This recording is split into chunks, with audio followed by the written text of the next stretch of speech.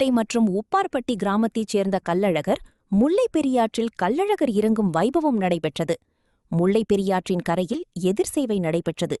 இதில் 10,000க்கும் மேற்பட்ட பொதுமக்கள் கலந்து கொண்டு சுவாமி தரிசனம் செய்தனர்.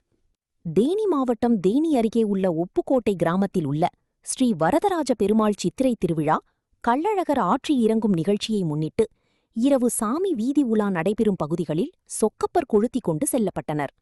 அதன் பின்பு கள்ளழகர் குதிரை வாகனத்தில் உப்புக்கோட்டை முக்கிய வீதிகள் வழியாக வீதி உலா நடைபெற்றனர்.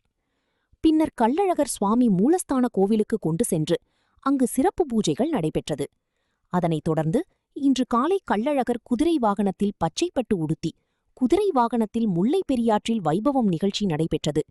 அதேபோல் உப்பார்பட்டி சேர்ந்த கள்ளழகர் பச்சைப்பட்டு உடுத்தி முல்லைப் பெரியாற்றில் இறங்கும் நிகழ்ச்சியும் நடைபெற்றது. அதனைத் தொடர்ந்து உப்புக்கோட்டை முல்லைப் பெரியாற்றம் கரையில் இரு கிராமத்தைச் சேர்ந்த கள்ளழகர் குதிரை வாகனத்தில் எதிர்சேவை நிகழ்ச்சி நடைபெற்றது.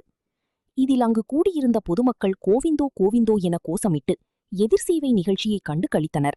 அதன் பின்பு ஆற்றங்கரையில் வைக்கப்பட்ட பந்தலில் 2 கிராமத்தைச் சேர்ந்த கள்ளழகர் சுவாமியை வைக்கப்பட்டுள்ளது. உப்புக்கோட்டை மற்றும் உப்பார்பட்டி கிராமத்தைச் சுற்றியுள்ள பகுதிகளில் இருந்து சுமார் 10,000க்கும் மேற்பட்ட பொதுமக்கள் கலந்து கொண்டு சுவாமி தரிசனம் செய்தனர்.